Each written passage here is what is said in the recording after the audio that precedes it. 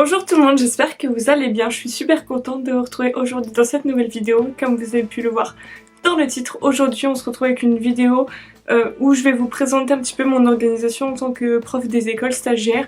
Je vous ai mis sur un sondage sur Insta que je vous mets juste ici et vous avez été presque tous à répondre oui, une seule personne a répondu non. Donc voilà, je me suis dit que ça pouvait être intéressant, sachant que je précise bien, je ne suis pas experte de l'organisation, je vous montre juste moi comment je m'organise. Je sais que même au sein de l'ESP, d'autres ont des organisations totalement différentes de moi, ça dépend de chacun. Mais je me suis dit que voilà, ça pouvait peut-être vous donner des idées si vous êtes EFS, enfin PES je crois qu'on dit dans le reste de la France. Ou si vous allez passer le CRPE et que vous savez pas trop comment, qu'est-ce qu'une programmation, une progression, etc. Et puis je vous ferai une deuxième vidéo, donc la semaine d'après, la semaine prochaine, sur mes fiches de préparation, le cahier journal, etc. où je rentrerai un peu plus dans le détail. Je voulais bien séparer les deux parce que je pense que c'est important de séparer les deux. Et puis que sinon la vidéo va être trop longue, donc on va commencer tout de suite et je vais vous montrer mon organisation. Alors au niveau de mon organisation, il faut savoir que, eh bien du coup chacun a l'organisation qu'il veut. Je vais vous montrer donc ce que je prends au quotidien pour m'organiser, comment je range mes cours et comment je crée mes cours. Donc comment je crée mes cours, non déjà comment je crée mes cours. Alors je n'ai pas de manuel scolaire au programme dans la classe. Donc voilà, ils sont pas au programme depuis un petit moment, je crois que c'est même pas le programme d'avant 2016. Donc en fait je me sers pas spécialement trop des manuels, ou je m'en sers de temps en temps, mais quand vous vous faites visiter, essayez de pas trop vous servir d'un manuel voilà, qui n'est plus au programme, parce qu'après vous pouvez avoir des petites questions sur pourquoi vous utilisez quelque chose qui n'est pas au programme, même si tout n'est pas acheté bien sûr. Donc j'utilise en mathématiques ce manuel là, c'est le manuel Eureka en cycle 3. Alors j'ai acheté beaucoup de manuels sur Vinted quand j'ai su que j'allais avoir des CM1. J'en avais aussi déjà quelques-uns au niveau CM1, CM2 et sinon celui-ci je l'ai récupéré, donc j'ai pas fait ma période 1 avec, mais j'ai fait ma période 2 avec et je l'ai récupéré. En fait à l'ESP ils organisent souvent des rassemblements avec des éditeurs etc. Et donc souvent c'est pour les acheter etc. Mais s'ils voient que vous êtes intéressé et compagnie, et bien moi je sais que on m'a laissé celui-ci qui en plus est de 2019 et en échange à la fin de l'année j'aurai juste à remplir un petit questionnaire pour savoir qu'est-ce que j'en ai pensé, parce qu'en fait ils sont pas commercialisés, ce sont des tests entre guillemets qui ont été créés par les enseignants et ils attendent donc un bilan des enseignants avant de le mettre en vente l'année d'après. Donc j'ai le Eureka mathématiques. Pour l'étude de la langue j'aime bien utiliser le POP, après je l'utilise pas très souvent, mais ce que j'aime bien dans le manuel POP c'est que vous avez des parcours verts, des parcours orange, des parcours violets, donc du plus simple au plus compliqué, et pour la différenciation ça peut être très bien. Et sinon j'utilise le RETS, réussir en grammaire, sachant que j'ai pas une grammaire, donc j'utilise uniquement pour la conjugaison, ce qui doit faire peut-être 4 ou 5 chapitres. Donc voilà pour comment j'utilise mes cours. Sinon tout le reste ça sort de mon cerveau, où je vais regarder sur internet, je pioche beaucoup de choses sur internet, vous trouvez plein de choses. Donc voilà. Ensuite comment je crée mes séances, donc je les crée. Ensuite comment je les range, comment je m'organise. Donc j'ai pris un grand classeur comme ça, donc, qui est le classeur de français, avec donc 3 lots de 6 intercalaires. Je prends une intercalaire par période. Et donc pour chaque truc, donc là par exemple on a conjugaison, j'ai un tableau avec toutes mes semaines, donc les 44 semaines et qu'est-ce que je compte faire chaque semaine. Donc ça je vous expliquerai dans la prochaine vidéo comment j'ai fait ça. Mais voilà, à chaque onglet correspond mes fiches de préparation pour la période. Donc voilà, donc j'ai ça pour la période 1, pour la période 2, pour la période 3, à savoir que entre les vacances de chaque période, j'essaye de préparer mes fiches de préparation, tout ce que je dois préparer au niveau des cours. J'essaie de préparer pour la période suivante en fait, sauf là pour les vacances de Noël. J'ai préparé presque les 3/4 de la période, mais j'ai pas eu le temps de terminer. Donc j'ai un classeur pour le français, j'ai la même disposition pour les maths, pareil pour les sciences, pareil pour l'anglais, et puis pareil pour EPS, il est derrière, et pareil pour tout ce qui est musique et art, où là j'y vais un peu plus tranquillement. Donc une fois que j'ai tout préparé Donc le plus gros effet en fait que toutes mes fiches de prep sont faites là-dedans. Comment je m'organise au quotidien? Alors j'utilise ce genre de petites choses comme ça qui vient de chez Action. En fait ce sont des pochettes et à l'intérieur vous avez plein de compartiments comme ça pour ranger. Donc j'en ai un pour le lundi avec le programme du lundi et un pour le mardi, donc il y a le programme du mardi là et j'ai le même ici. Donc le rouge pour le rose pour le lundi, le bleu pour le mardi.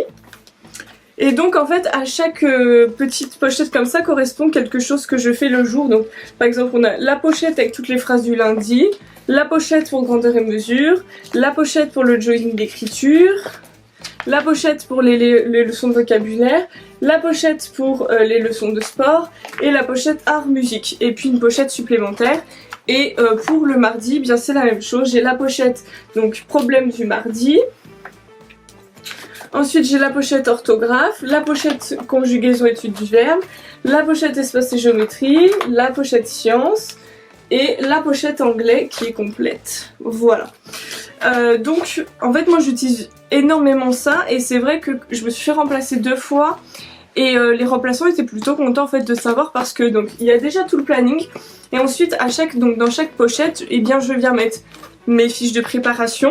Donc voilà, je décrypte du classeur. Par exemple là vous avez la fiche sur les mots avec tréma. Donc voilà, ça c'est ma fiche. Donc je la prends de mon classeur. En fait chaque semaine je regarde donc, dans mes tableaux qu'est-ce que je dois faire. Donc par exemple si je vois vocabulaire, orthographe, les mots avec des trémas, et bien je décroche la fiche, je la plie, je la range dedans.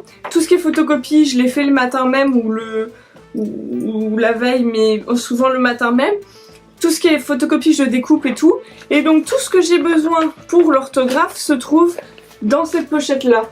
Donc comme ça en fait j'ai pas 12 000 classeurs, je ramène pas mes classeurs avec toutes mes fiches. Enfin j'ai pas envie en fait de m'imposer beaucoup de choses. Donc en fait tout est là-dedans. Donc j'ai toutes mes fiches de prep. Les matins je pars avec toutes mes fiches de prep.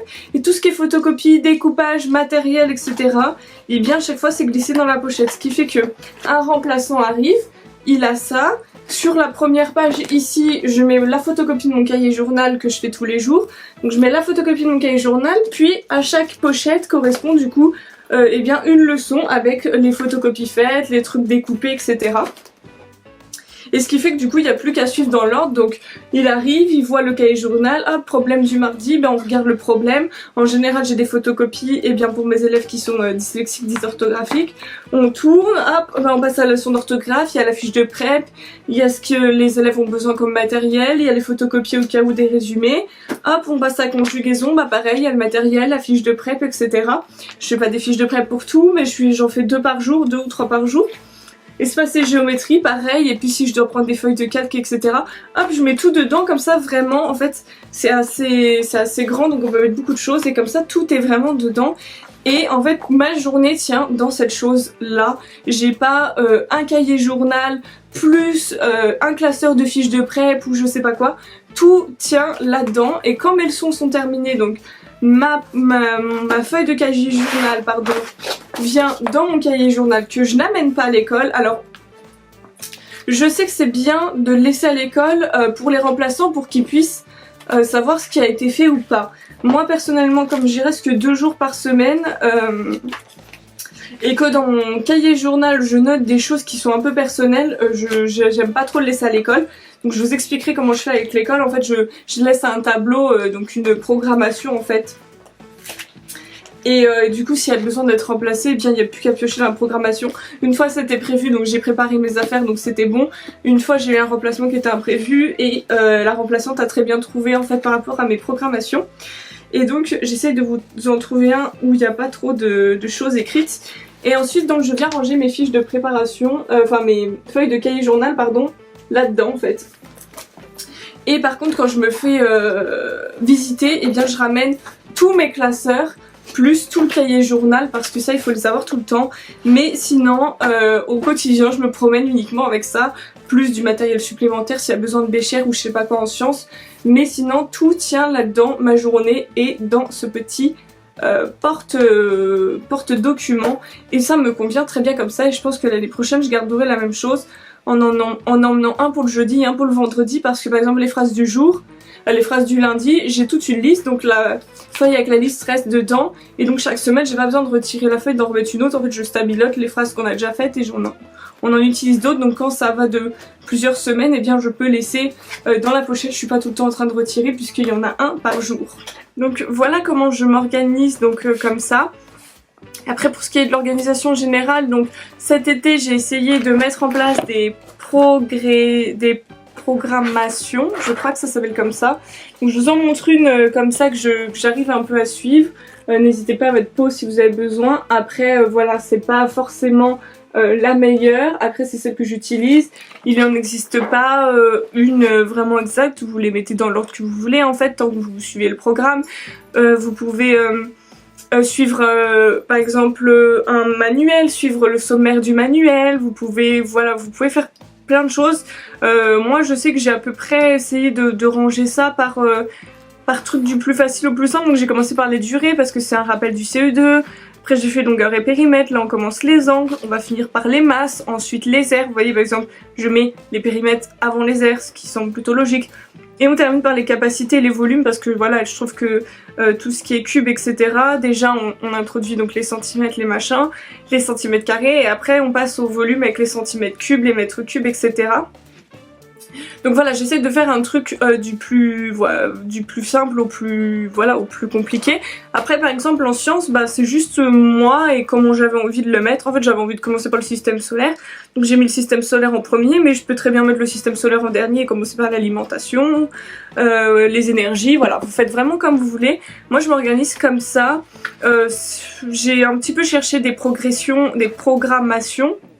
Oui, des programmations sur... c'est encore un petit peu flou pour moi. Donc sur le long terme. Alors, moi je parle de chaque semaine ce qu'on fait. Vous avez aussi un tableau qui je crois s'appelle du coup une progression. Mais ça se trouve c'est l'inverse. Ça se trouve je mélange les deux mots.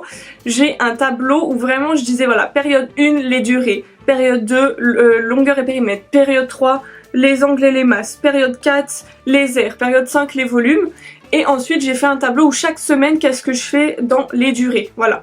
Et donc c'est ce tableau là que j'utilise très souvent, qui est du coup en copie sur ma porte, en fait, que je viens stabiloter tout le temps dès que j'ai fait une fiche de prep ou dès que j'ai préparé.